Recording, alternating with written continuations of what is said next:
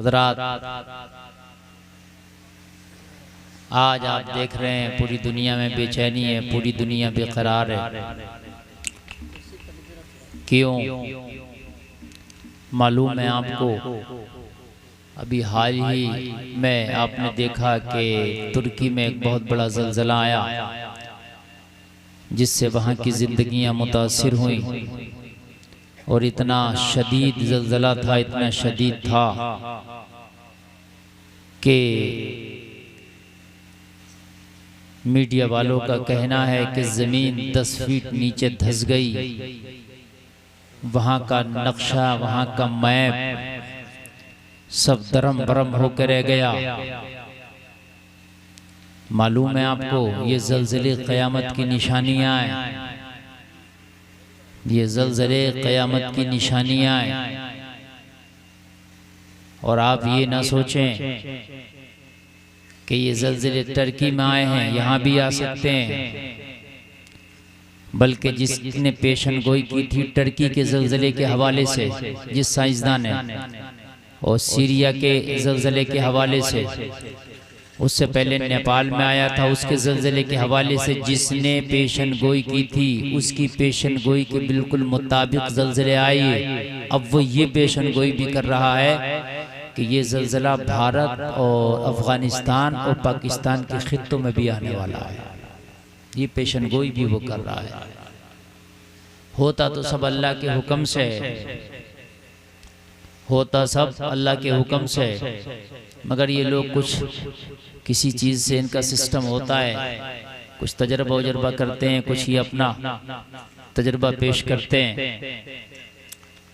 हज़रात, मौत का तो वैसे भी कुछ पता नहीं कब आ जाए, लेकिन ये ज़लज़लों का मामला तो ऐसा है ना, ये जब ज़लज़ले आते हैं तो 1, 2, 4, 5 करके नहीं आते, बल्कि हज़ारों के हिसाब से एक झटके में चले जाते हैं। हज़ारों के हिसाब से 100 घंटे के अंदर वहाँ से लाशें निकल रही हैं आज भी। और मेरे भाइयों, कितनी लाशें तो ऐसी हैं मलबे में दबी पड़ी हैं, अभी तक उनका कोई नामो निशान तक नहीं है। अल्लाह ताला उनको उनकी बख्शिश फरमाए जो हालत ईमान में चले गए। समझ रहे हैं आप? अल्लाह ताला गैब से उनकी मदद फरमाए। एक बड़ा इम्तिहान है उन लोगों के ऊपर, बड़ा इम्तिहान है। हालांकि वो लोग सुन्नी भी हैं, दीन का काम भी कर रहे हैं, आशिक रसूल भी हैं, लेकिन कभी कभी आजमाइशें आती हैं, इम्तिहानात आते हैं। अल्लाह की क्या हिकमत है, रब बेहतर जानता है। मगर मेरे भाइयों, हम कब बाज आएंगे अपनी जिंदगियों से? हमने कब तौबा के दरवाजे पे दस्तक देनी है? हम कब अपनी मौत की तैयारी करके अपने आप को संभालेंगे? समझ में नहीं आता। आज हमारे हालात ऐसे हैं, हम सामने से कब्र खुदती देखते हैं, अपने हाथों से अपने कांधे पर अपने अजीज को लेकर के जाते हैं और अपने हाथों से सुपुर्द खाक करते हैं। घर आके फिर कहकहों में हमारी जिंदगियां तब्दील हो जाती हैं। हमें ये भी नहीं पता कि अभी जिस अजीज को दफन करके आए हैं, पता नहीं कि उस कब्रिस्तान में अगला जनाजा मेरा ही हो। ये भी तो हो सकता है। अपने कांधों से जिस अपने अजीज को आप दफन करके आए, हो सकता है कि अगला जनाजा उसी कब्रिस्तान में तुम्हारा हो। जिस बिस्तर पर आप ईशा की नमाज छोड़ के सोए हो सकता है कि आंख खुले तुम्हारा वो बिस्तर ना हो, कब्र के बिस्तर पे पड़े हो सकता है। हो सकता है ये रात हमारी जिंदगी की आखिरी रात हो, क्या पता है। क्या भरोसा है जिंदगानी का, आदमी बबूला है एक फानी का। बड़ी बरको शरार है दुनिया, बड़ी बेएतबार है दुनिया। जिंदगी नाम रख दिया किसने, मौत का इंतजार है दुनिया। और रंगून के कैद खाने में मुगलिया सल्तनत का आखिरी शाह ये कह के चला गया, उम्रे दराज मांग कर लाए थे 4 दिन, 2 आरज़ू में कट गए 2 इंतजार में। मेरे भाई, ये जो अल्लाह ने जिंदगी दी है ना, ये जो अल्लाह ने तुम्हें जवानी दी है ना, ये तुम्हारे ऊपर गनीमत है, उसकी रहमत है। वो कब इन सांसों को छीन ले, खुदा की कसम पता भी नहीं चलेगा। मौत का फरिश्ता जिसके दरवाजे पर आया वो वापस नहीं गया। कान खोल के सुनो, शादी का रखा हुआ टाइम टल सकता है, शादी टल सकती है, बारातें वापस हो सकती हैं, मंगनियां टूट सकती हैं, रिश्ते टूट सकते हैं। वलन युअख्खिरुल्लाहु नफ्सन इज़ा जाअ अजलुहा, लेकिन जब मौत का फरिश्ता आएगा ना तो एक सांस की भी मोहलत नहीं दी जाएगी। अल्लाह ने कुरान में मना फरमा दिया, एक सांस की भी। मौत का फरिश्ते को जब हुक्म हो गया आएगा तो खुदा की कसम वो वापस जाएगा नहीं जब तक कि उसको अपने साथ न ले जाएगा। वापस नहीं जाता। न सोर्स माने, न रहम खाए, न तरस खाए, न किसी के दबदबे से दबे, न वो रिश्वत से माने, न तुम्हारे पदों से माने, न सोने से, न चांदी से, न तुम्हारे भागने से, न तुम्हारे दौड़ने से। तुम कुछ भी कर लो वो वापस नहीं जाता। ऐनमा तकूनु युद्रिकुमुल मौतु वलौ कुंतुम फी बुरूजिम मुशय्यदा। 8वें पारे में अल्लाह फरमाता तुम कितने ही मजबूत किलों में क्यों न बंद हो जाओ, मौत तो तुम्हें वहां भी पालेगी।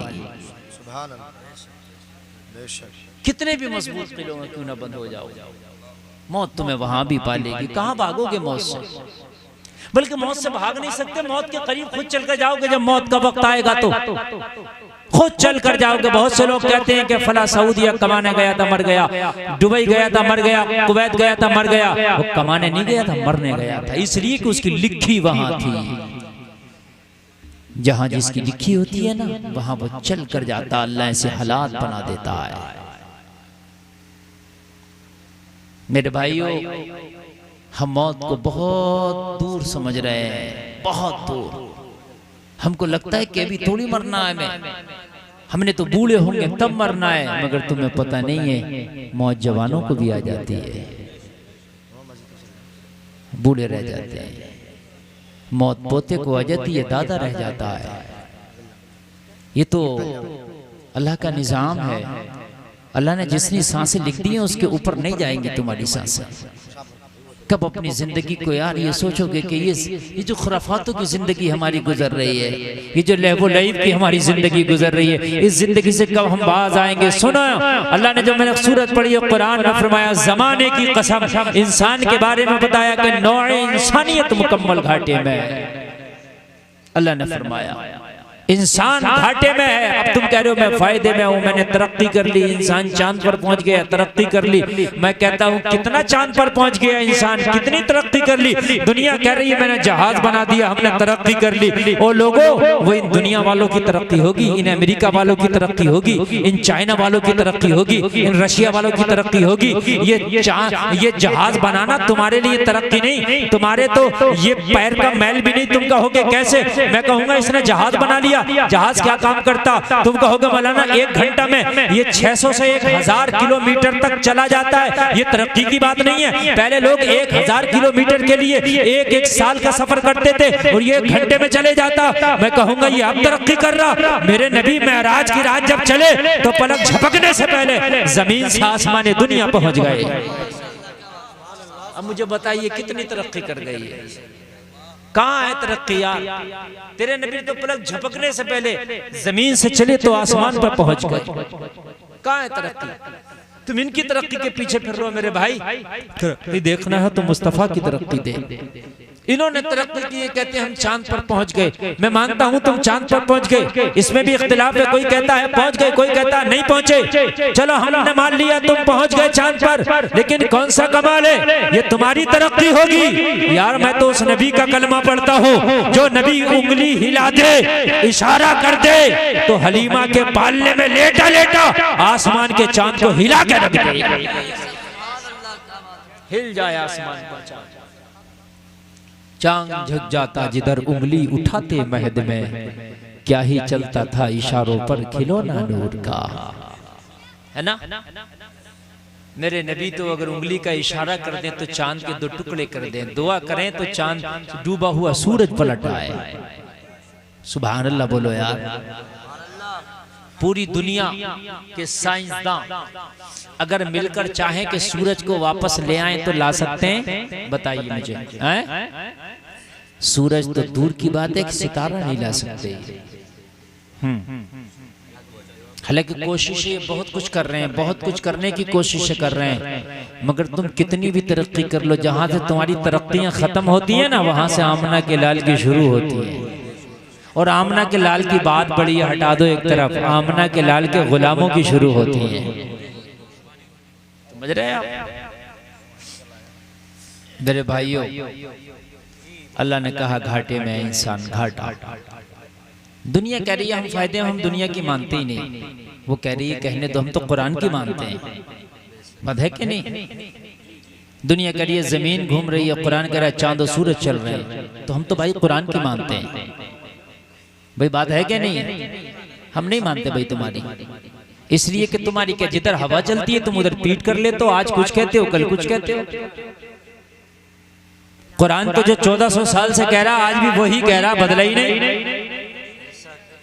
बताइए बदला क्या? जो 1400 साल से कहता चला आ रहा कुरान वही कह रहा, एक बात नहीं बदली। तुम तो जिधर पल्ला भारी देखते हो उधर ही जाके बैठ जाते हो। भाई तुम्हारी मान कैसे ले?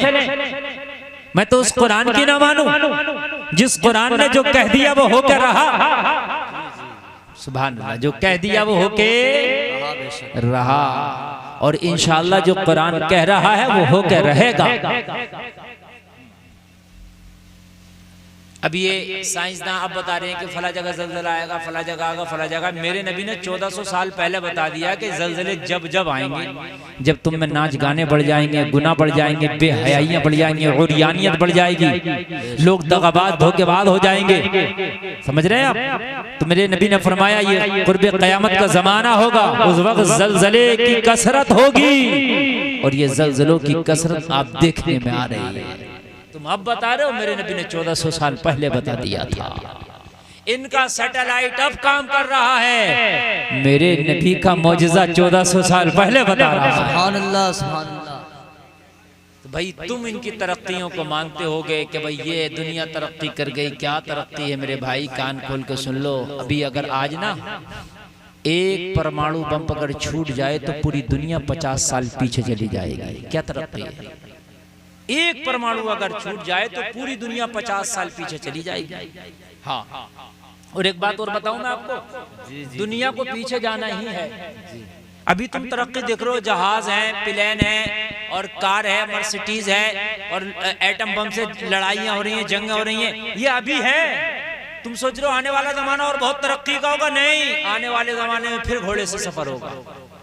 ये सुन लीजिए, आने वाले जमाने में फिर घोड़े से सफर होगा। ये प्लेन उलेन सब खत्म। आने वाले जमाने में फिर जंग तलवार और नेज़े से होगा। सब एटम बम खत्म। कहाँ चले जाएंगे मुझे बताइए? जब और टेक्नोलॉजी बढ़ना चाहिए ना, खत्म। हजरत ईसा अलैहिस्सलाम जब दज्जाल को मारेंगे ना तो नेज़े से मारेंगे। जिक्र है, मुफ्ती साहब क़िबला बैठे हैं, पूछिए आप। नेज़ा मारेंगे हजरत ईसा अलैहिस्सलाम, नेज़ा। जबकि राइफल का जिक्र होना चाहिए था, राइफल से गोली मारेंगे, होना नहीं चाहिए था। भाई जंगें जो है नेज़े से होंगी इतने साल के बाद। अब ये भी जमाना करीब ही आ रहा, ये जमाना करीब आ रहा कि हजरत ईसा के आने का करीब जमाना आने वाला है, क्योंकि कुर्बे क़यामत चल रहा है। तो हजरत ईसा अलैहिस्सलाम की जो जंग होगी वो हजरत ईसा अलैहिस्सलाम नेज़ा मारेंगे, और नेज़ा मार के उसको हलाक करेंगे। किसको? दज्जाल को। तो मुझे बताओ कि फिर जमाना वही आ जाएगा। ये चंद वक्त की तरक्कियां हैं, थोड़े दिनों की तरक्कियां हैं, इन पे इतरा रहे हो, और ये तरक्कियां तुम्हारी भी नहीं है, ये तो गैरों के हाथ में अल्लाह ने दे दिया है। जहाज तुमने नहीं बनाया, गैरों ने बनाया, गैरों को मालिक भी बना दिया। तुम क्यों खुशियां मना रहे हो? तुम्हारे लिए तो तरक्की की बात यह है कि तुझसे तेरा रब राजी हो जाए, तेरा मुस्तफा राजी हो जाए। इससे बड़ी तरक्की नहीं हो सकती। मेरे मुस्तफा फरमाते हैं जिसकी उम्र लंबी हो, अमल अच्छे हो, वो सबसे बड़ा अमीर है। सुभान अल्लाह, सुभान अल्लाह।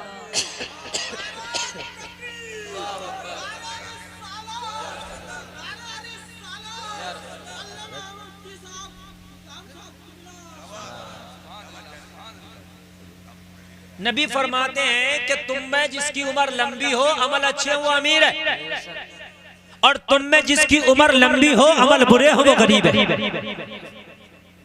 ये तरक्की कर रहे हैं भाई। इनकी तरक्की को तुम खाली मुली तरक्की के चक्कर में पड़ गए मुसलमानों के। ये तरक्की तरक्की तरक्की तरक्की कुछ नहीं है, ये तुम्हारे लिए तनज़्ज़ुली है। तरीक़े मुस्तफ़ा को छोड़ना है वजह बर्बादी। इसी से कौम हुई दुनिया में बेइख्तिदार अपनी। हमें तो करनी है शहंशाह बता की रज़ा जोई, वो जो अपने हो गए तो रहमते परवरदिगार अपनी। अल्लाह की जब रहमत अपनी हो जाए ना तो हुकूमत बड़ी छोटी चीज हो जाती है। अभी साइंस कोशिश कर रही है कि हम बच्चे को मशीन के जरिए पैदा करें, कोशिश चल रही है, कई हजार बच्चे एक साल में पैदा किए जाएंगे, ये उनकी कोशिश चल रही है। अल्लाह जाने कितना कामयाब होंगे, मगर करते रहो। लेकिन एक बात बताऊं, कुरान ने अटल फैसला कह दिया, मौत आएगी तो तू कितनी भी कोशिश कर लेना। जो डॉक्टर सबसे कीमती दवाएं बना रहा, मौत जब उसकी भी आएगी तो मरना उसे भी होगा। जो कोरोना में डॉक्टर लगे हुए थे, जो टीमें लगी हुई थी कोरोना वालों का इलाज कर रहे थे, जब मौत आई तो वो भी मरे। जिन्होंने दवाएं इजाद की, जब मौत आई तो वो भी मरे। अच्छा, दुनिया में आज तक ना कोई ऐसा टैबलेट बना है, और ये मेरा जुमला कयामत तक के लिए है, ना कोई ऐसा टैबलेट ये दुनिया बना पाएगी कि मरने वाले को 1 मिनट की जिंदगी दे सके। इंशाअल्लाह कुरान ने कह दिया, एक सांस की मोहलत नहीं तो नहीं बना पाएगी। बना सकती है भाई, ये बताइए, अरे जोर से बोलो यार। नहीं, अगर ऐसी टैबलेट बन जाए तो अनिल अंबानी तो मरे ही नहीं यार, पैसे वाला खरीदते खाता रहेगा। लेकिन मरना उसे भी है मेरे भाइयों, जब मौत आएगी तो अडानी भी मरेगा, अंबानी भी मरेगा, और एक रक्षा चलाने वाला भी मरेगा। लेकिन हाँ, अगर दुनिया में ऐसी टैबलेट भी किसी ने बनाई है जो मौत को भी टाल दे, वो आमिना के लाल की टैबलेट है। सुभान अल्लाह, सुभान अल्लाह। अगर मेरे नबी दुआ कर दें तो मौत को भी टाल दे, और तुम इनकी तरक्कियों पे खुश हो। मेरे नबी के बचपन का जमाना, हलीमा की बकरियां चरा रहे हैं, बकरियां चराते चराते बकरियां नाला फलांग के उस पार चली गईं, और इधर मेरे नबी इस पार हैं, उस पार जाना चाहते थे। बचपना है, उम्र छोटी है, नाला बड़ा है। एक शख्स जा रहा है, मेरे नबी को देखा कि ये बच्चा नाला कूदना चाहता है, लेकिन उम्र छोटी होने की वजह से नाला बड़ा है, उस पार नहीं जा पा रहा, इसकी बकरियां चली गईं। मेरे नबी को हाथ पकड़ा, उठाया उस शख्स ने, और उठा के नाले के उस पार खड़ा कर दिया।